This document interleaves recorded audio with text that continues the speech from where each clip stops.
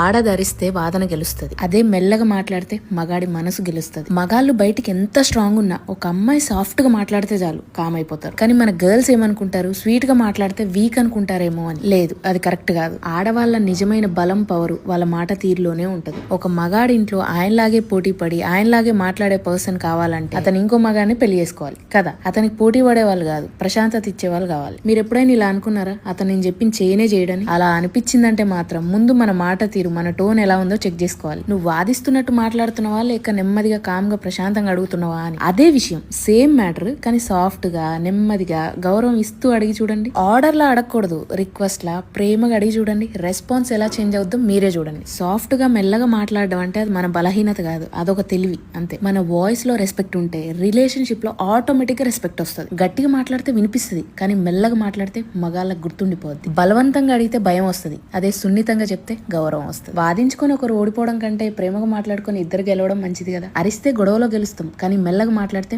మగాడి మనసు గెలుస్తాం. ఎస్, మగాళ్ళకి యాంటీ ఉండడం కాదు, అహంకారం ఉన్న మనుషులకు యాంటీ ఉండండి. మనందరి ఇళ్లలో మగాళ్ళు ఉన్నారు, సమస్య జెండర్ లో కాదు మనస్తత్వంలో ఉంటది. అందుకే నోరు బాగుంటే ఊరు బాగుంటది, మనుషులు కూడా బాగుంటారు. చలో.